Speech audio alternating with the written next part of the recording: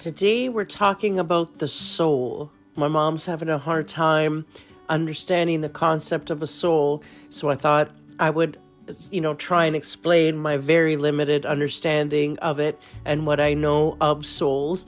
And for those of you that are believers in Catholic faith, I would love to hear how you understand or came to believe in the concept of a soul.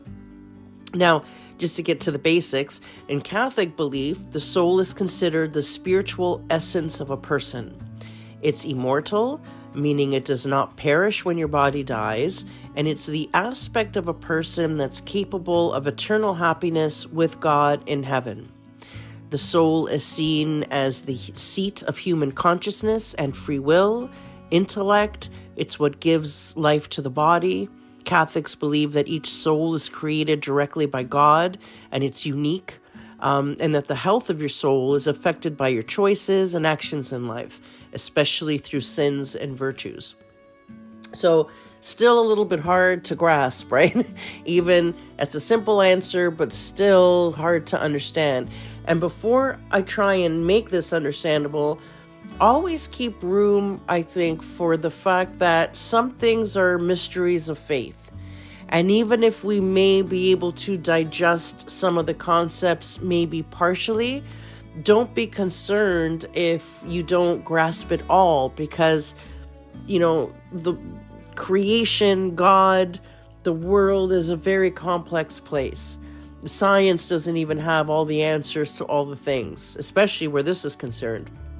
So part of being okay with not knowing fully, or even just having a small partial understanding of a thing, that can actually add to your faith if you allow yourself to become awestruck with how complex creation is, how wonderfully layered, multi-layered reality is, and how it's so big and so vast that the human brain can't even understand it. And I think that allowing yourself that mystery and that awe, I think that's where true worship is. And as long as you're trying to quantify everything in a box, you're missing the opportunity to be awestruck by God and nature and reality. And when you strive too much to understand, you really risk minimizing the opportunities for mystical experience, for example. So you got to let yourself be lost in the mystery and be okay with that. So having said that, how do you understand your soul? I had the big aha moment with my grandmother, because my grandmother said to me, I feel the same person inside that I did when I was a kid, that I did when I was middle age, and now as an old woman. My body's changed, and, I'm wiser. I've been through a lot more. I'm a bit wiser, but the person inside the body still feels unchanged. I feel exactly how I did when I was young, and now that I'm old and in between, it's the same person. And that part of me feels unchanged and still feels very young. And I didn't understand that because I was still young, so I didn't know what it meant to be old. But now that I'm 50 or approaching 50, I get it, in the sense that the watcher, the person who is observing myself in these moments, feels the same. It's the same voice in my head when I was 10, telling myself that I shouldn't do the thing my mother doesn't want me to do, or maybe that I should challenge what my mother's thinking. That same voice is the same voice that was in my 20s when I was a party animal, and now approaching 50, old conservative fuddy-duddy, right? So it's the same person, and it feels the same age. So my internal person does not feel as though I've aged. I've matured, but I haven't aged, if that makes any sense. So to me, that was the understanding of the soul that sort of made sense beyond the theology, right? But, a great person to listen to about this subject is Father Robert Spitzer, if you want to look him up. Father Robert Spitzer is actually a scientist that happens to be a priest. So I love to listen to him because he doesn't only speak theologically, he speaks with the words of science and the material. And he is often able to help reconcile the two. He actually wrote a book about how the fact that science is finally catching up to a lot of things that theologians have been saying for centuries.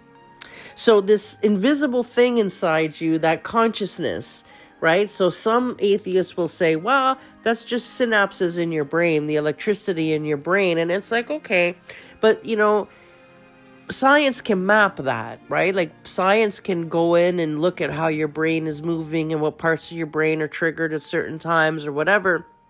But there's certain transphysical processes, perceptual ideas that brain electrical energy can't explain or can't show.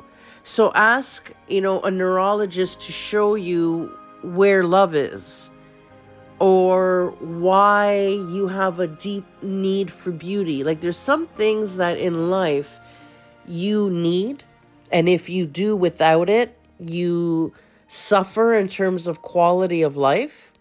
Or, opposite of that is if it's around you in abundance, it'll actually have a beneficial effect on you that is not physical. So we're not talking about vitamins, fruits and vegetables.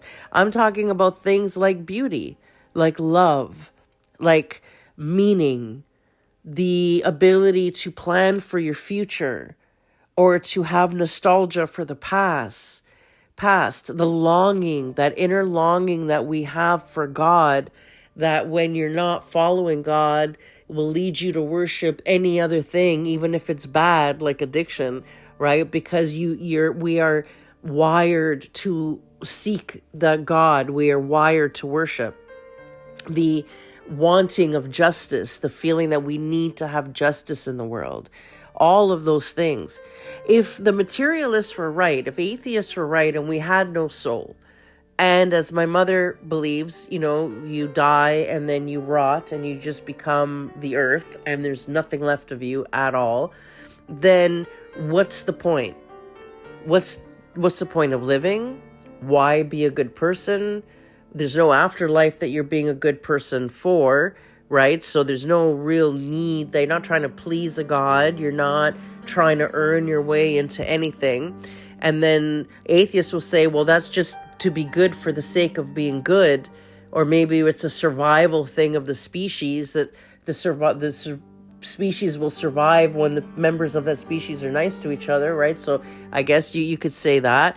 But if you notice, then maybe that's why you feel good when you do something good for somebody else, is that it's good for the species. But then somebody must have programmed that, right?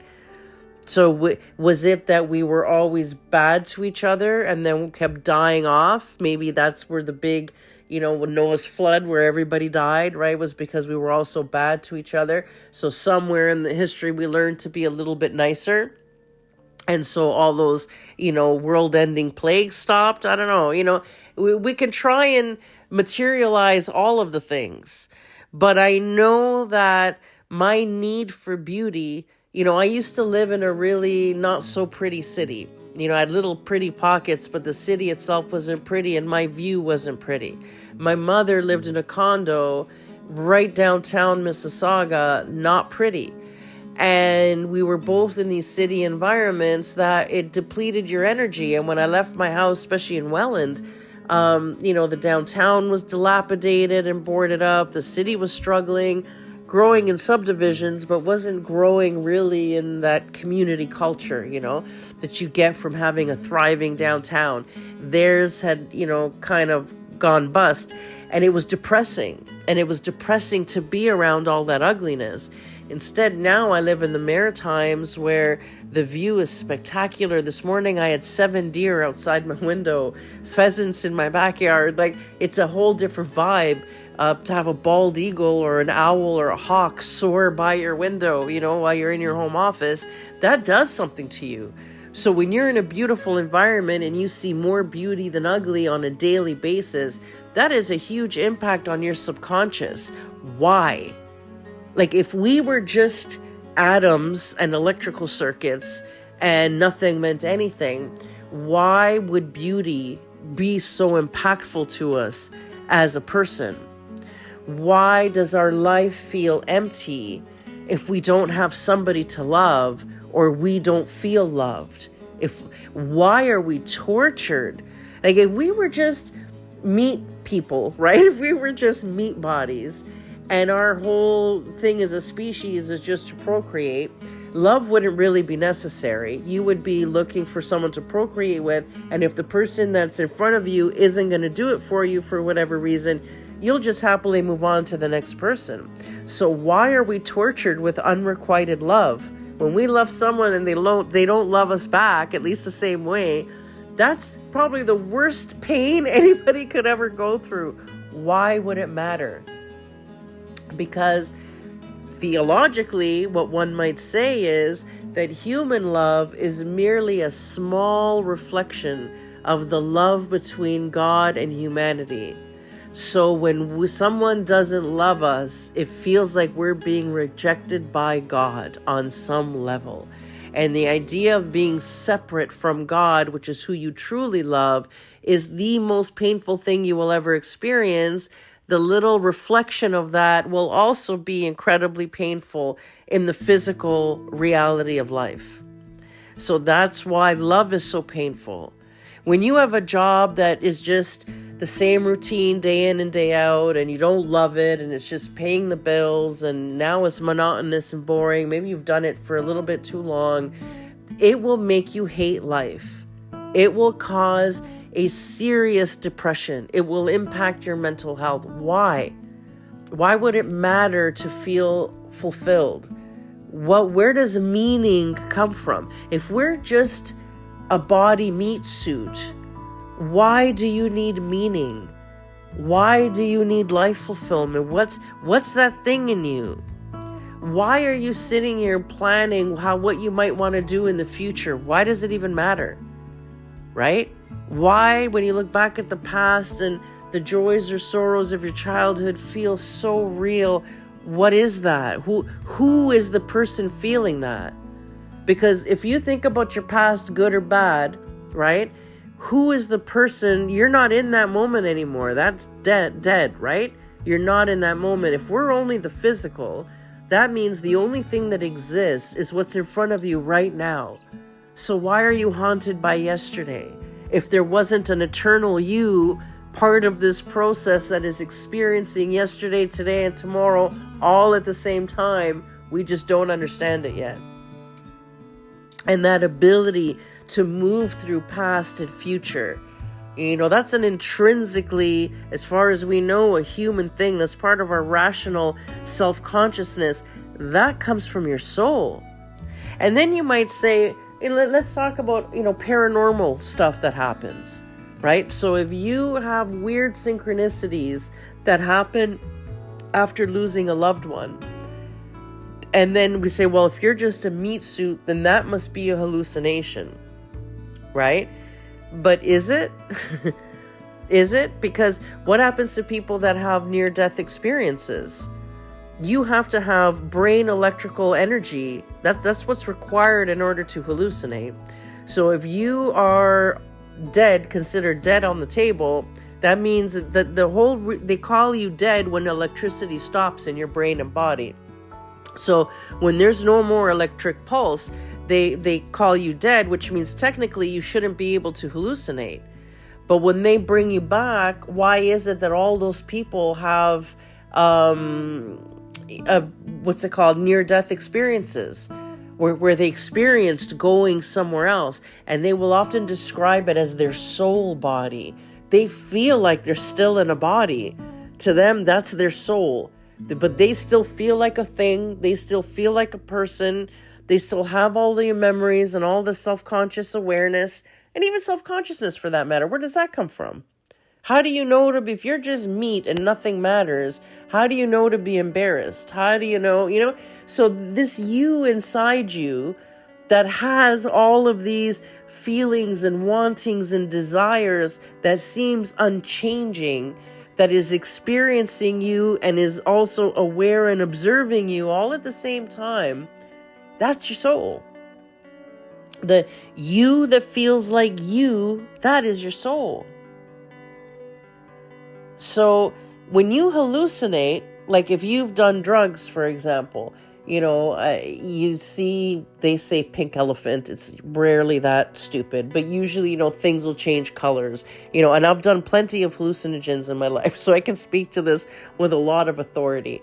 It's rarely that something actually appears in front of you, but sometimes the world will take on a different hue, or you just become really hypersensitive to something, okay? But I remember one time I was at a party where somebody says, "Is it just me or is everything purple?" And as soon as they said that, everybody in the room saw everything as purple, right? So that's a hallucination, and that is completely invented. But on some level, I would have had to know the color purple in order to hallucinate it. On some level, you can't crave an apple if you don't know apples exist. So in order to hallucinate something, you have to have an awareness of it on some level, even if it's not experiential. Well, then, what happens to people that are blind, for example, that have never seen certain things or experienced certain things because of their blindness, and yet when they've been resuscitated, they were able to see as a dead person. And they were able to describe things physically that they've never seen before. And I'm talking about people that were blind since birth. They've never seen anything before. Have never been able to describe certain things before because they've never seen it. And all of a sudden they're resuscitated and they can describe things that they couldn't do before. Or they have knowledge. There's no way of them knowing certain things because they were flatlined at the time. Like there was one famous story of a kid that was resuscitated and claimed that he was standing outside the hospital and the train went by and he was describing something about the train.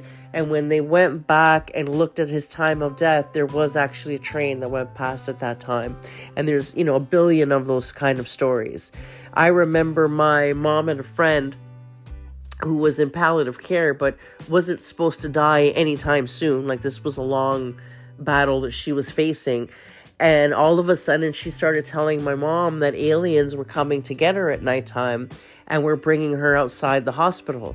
And they were on the roof and they're showing me this and they're showing me that. And she was dead in a few days. So when we look back at that, we're like, well, somebody was coming to get her, already. Now, Father Robert Spitzer, he's done a lot of research in this area. So from the peer studies and the reviews that they've done, because there have been a ton of studies on near-death experiences, about 50% of people, sorry, no, that's a lie. I'm lying to you. Sorry, 18% of people that die experience a near-death experience. So 18% only. So some people will wake up, and this can be almost scarier, and they experience nothing. So they went from blackness to complete awareness, and they didn't see a tunnel. They didn't have all that stuff happen, which is then scary because everything is so really, it is over when I die. It's just nothing.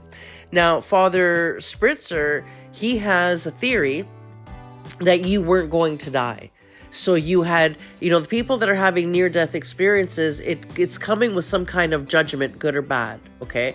Reward or punishment, where other people experience nothing. So he figures when you're in that point, you weren't really going to die, you weren't nowhere near death, and you probably hadn't experienced the things that God's going to judge you for when you die yet. So there was nothing to judge, therefore nowhere for you to go or to go see. So that was just a fluke thing that happened. Now you're awake and you carry on with life. But 18% of people that die temporarily and then are resuscitated will come back with these, near-death experiences that are very much similar. Now, of those 18% that die, 85%, die and come back having had an experience, okay? Of those 18%, 85% of those will say it's positive. and they describe gardens and light and beauty and angels and this love and the peace. They say that they feel physically whole. Whatever suffering is gone, they're happy. Many will claim that they're visited by family. They might get messages, but 85% are awesome. However, 15% of the 18% that have a near-death experience have a very negative one. And those tend to be broken down into two categories. Ironically, the ones that commit suicide, or at least had a failed attempt at suicide, that are experiencing negative near-death experience, they experience a place of separation. They say that there's a lot of sadness and loneliness, and that they are kept separate from everybody, which, ironically is how they felt in life, right? Is what usually prompts them to make this decision in the first place. And now they're kind of trapped in that space on the other side. The other, and that's about 50-50, okay? The other 50% that have a negative experience, they claim to see horror and evil, and that it's scary and dark and awful, and they experience evil. So I guess, to relate that back to the judgment, it would be that you carry on into eternity what you carried in life. Which is why, we have some religions that say, oh, don't worry, reincarnation, you come back over and over and over again and you get to do it all until you get it right. And that's, I wish. I wish it was just that. But again, that's almost as meaningless as atheism. Because atheism says it doesn't matter what you do in life, there's no heaven or hell. So whatever you're doing is to please yourself now. And it feels good to do good things, so just be a good person. I don't need a religion to tell me I'm a good person. I'm doing it because that's who I am. And there are other people that will choose to be bad because that's who they are. Doesn't matter either way, you're going to die and rot. Where other religions will say, no, you're going to come back over and over and over again, and you get to do it right. So maybe this time you get to be a mass murderer if you want. It doesn't matter, because in the next life you'll come back and maybe you'll be a saint and it'll all balance out. And it's like, okay, where Catholics are like, you know what? No, we're not going to give these theories. We know that there is an eternal life, and we know that Jesus resurrected from the dead. And so we know that death can be championed, right? That's been proven to us through the resurrection. And we know that Jesus taught us that we will return to our bodies, we will be resurrected, and we will live, in eternal life in joy with God. So, death is a temporary thing that we're going to face until the final judgment, when God brings us all back in fullness. And even taking the religious aspect out of it, just from the science that have been done with these experiences that people have had, near-death experiences, we know that someone who dies despondent through suicide, so someone who's lonely and isolated and therefore attempts suicide, ends up in a place that's much like they felt in life, lonely, empty, and separated from everybody. Those that have been living in evil or not doing good things, that have experienced hell, will tell you it is the most frightening, horrible thing ever, and many will fundamentally change their lives after that in hopes that they never have to experience that again. And many are actually told they're being sent back so that they have a second chance to do what's right and to change their fate. But then how great that 85%, right? 85% claim that it's awesome and that it's wonderful.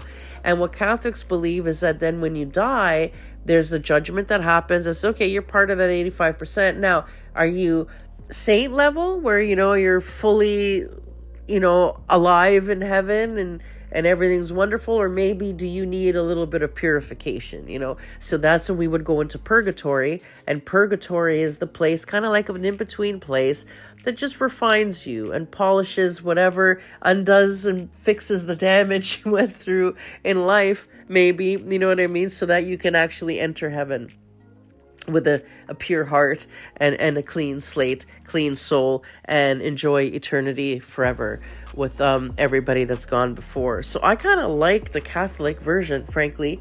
And when you're looking at near-death experiences and the reports, if you actually look up palliative care nurses on social media, many of them have accounts, and they will share the creepy stuff that will often happen at the end of someone's life that makes you wonder, there must be something else. There must be, intercession.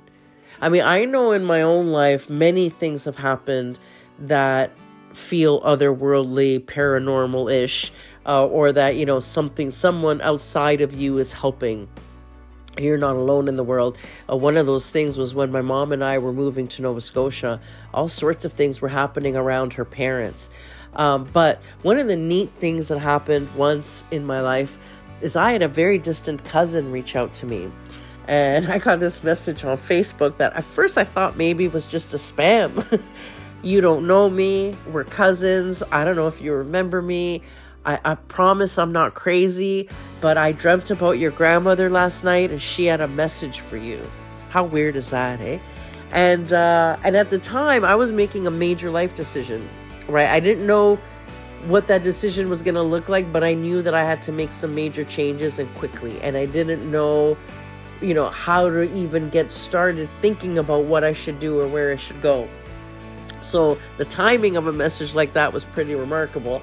And I remembered her name because I remembered our families would be at the same reunions or the same weddings or whatever, right? So, and her dad especially, who I remembered as very strong memories of him as a kid. They were lovely. And her, I remember her sort of, but we were all kids and, we weren't really close. So, we did a Zoom. And sure enough, it was her, you know what I mean? It was like, oh my gosh. So she told me about this dream, and my grandmother had this message that she was working things out for me and for my mom, who I wasn't really thinking about at the time of making this decision. And I'll tell you, after that, it was a series of weird events. And my mom and I we used to live in different cities. We both ended up relocating to the same city on the other end of the country. And now we're inseparable. We even have matching glasses. We attend all the same things. We go to the same church now. So now, we're very, very close, where we've always lived apart since I can remember, since I was actually about 12. So it's been a long time since I've been this close to my mom. So a lot of stuff happened after that was really weird. And not just that phone call. There were a lot of synchronicities that was obvious. My mom's parents were working in our life, So those kind of things, it's comforting. But when you're not coming from a place of belief that that's even possible, and that kind of stuff starts to happen, listen to the previous podcast that we did talking about cognitive dissonance, how frightening and how that shatters your entire reality when you're not prepared. But all that stuff is soul stuff. So all the invisible stuff that we can't explain, why your dead grandparents are coming back in dreams, giving you hints, or, telling you everything's going to be okay, or you knowing what to do, or like I said, all the things that we crave, like beauty, love, meaning, future planning, nostalgia, longing for God, the need for justice, why we want to see that in people, why it even matters. None of this stuff would matter if we were just going to die and rot. The you that's even contemplating this, that's your soul. You're not an electrical synapse. You know what I mean? And the belief with Catholicism is that our souls are we have a very intimate connection with our bodies. So our bodies are very important and should be treated with dignity. And that's why we have so many rules around our death and burial. Because, one day we're going to be reunited with the body. And so it's important to maintain the integrity of that body, even though that it will break down and become part of the earth again. The same way God took the earth to make Adam and Eve, you know what I mean? He'll bring us back up in our fullness so that we can join our bodies in the life everlasting.